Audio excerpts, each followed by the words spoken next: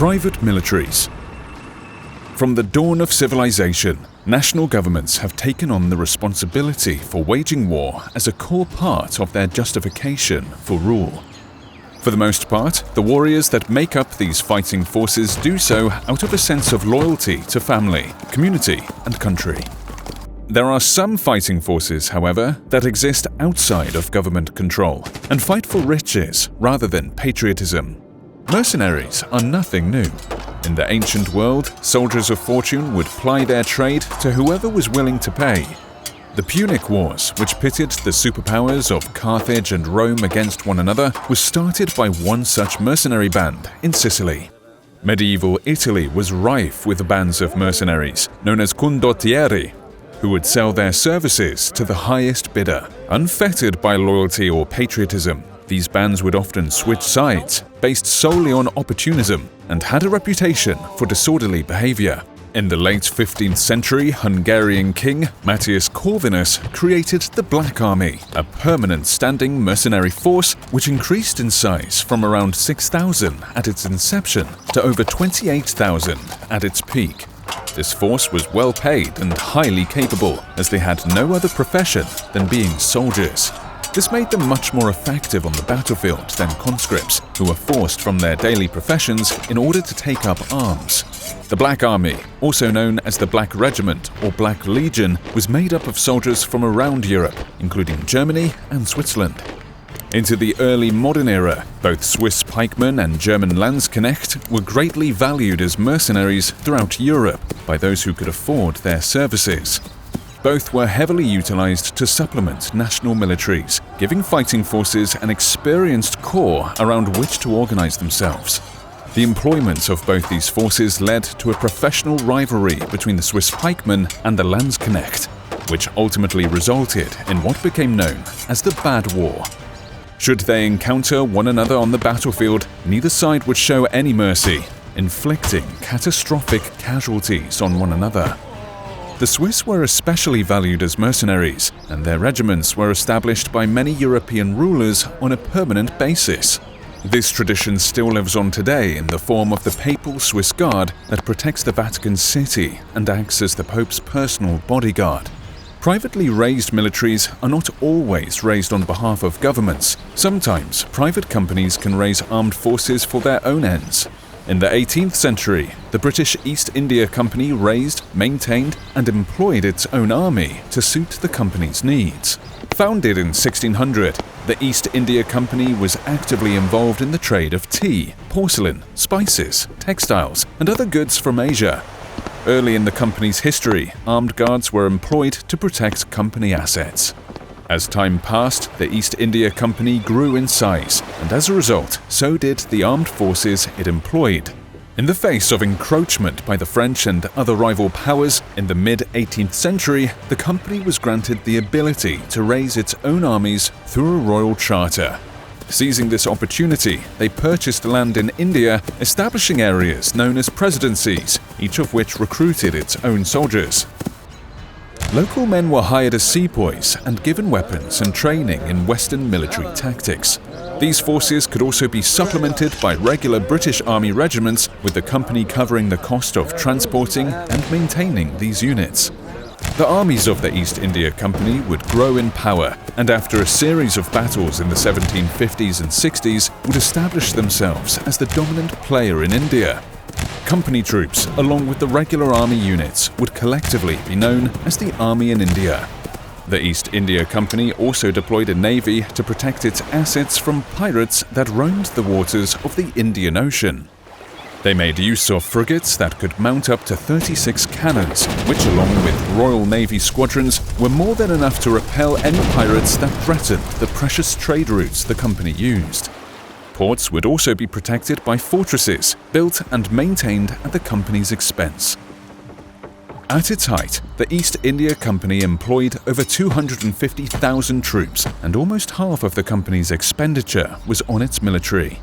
Due to a series of management errors, in 1857, a portion of the company's army would revolt in an event known as the Sepoy Rebellion. though it was eventually suppressed, the East India Company lost its control over its military, its units being either transferred to British Army service or reorganized into the Indian Army. The practice of utilizing private armies continued to the modern day. According to the Geneva Convention and other international laws, mercenaries are defined as individuals who are recruited to fight and actively participate in an armed conflict while not being a national of a participating nation or a resident of a territory controlled by one. The use of such individuals is forbidden by international law.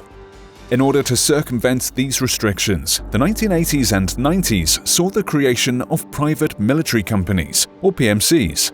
This coincided with both a push among many nations for the privatization of government services as well as the changing geopolitical landscape.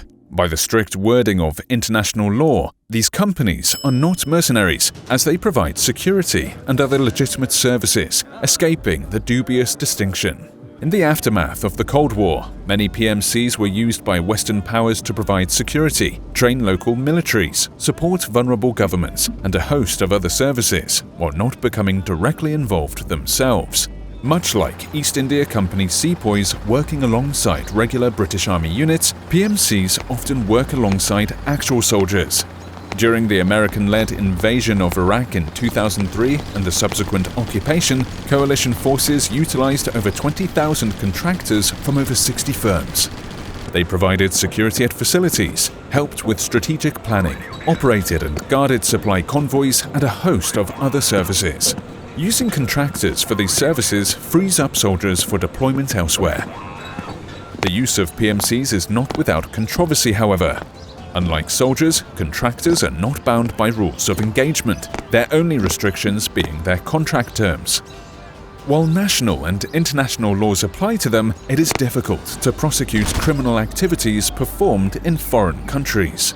Furthermore, the unofficial nature of PMC operations gives governments plausible deniability, allowing them to implement their will on foreign powers while avoiding the risk of a direct military engagement. Possibly the most infamous private military company in the modern era is the Wagner Group, founded in Russia by Yevgeny Prigozhin, an associate of Vladimir Putin. Throughout the 21st century, Wagner has provided Russia with a cost-effective way to involve themselves in unstable regions throughout the world, pursuing Russia's geopolitical interests while at the same time keeping the nation out of direct conflict. Using the Wagner Group is much cheaper than conventional forces because they are often able to fund their own operations. For example, Wagner forces in Syria once captured an oil field, their payment being a portion of the proceeds from its output. In the Central African Republic, a similar arrangement was reached with gold and diamond mines being the revenue source. Wagner has operated in Libya, Syria, Mali, and the Central African Republic. While there, they have been connected to many atrocities for which they have not been held accountable. Because of their unofficial nature, the Russian government can deny any association with Wagner. When 300 Russian nationals were killed in Syria by American airstrikes, the Russian government denied any involvement in the incident, as there were no Russian troops in the region. In the ongoing war in Ukraine, Wagner has played a leading role. They are active in all theaters of that conflict and most recently spearheaded the campaign around the city of Bakhmut. As the war continues to rage, Wagner has adopted the practice of recruiting soldiers from Russian prisons. Any inmate, regardless of crimes, would be considered for enlistment, the only restriction being the physical health of the recruit. Wagner is able to tap into this pool of resources which would otherwise be unavailable to conventional forces. Prigozhin defended this practice, stating that it is better for a condemned prisoner to risk himself rather than a civilian. Addressing concerns over using prisoners in this fashion, he stated, "It's either them or your children, decide for yourself."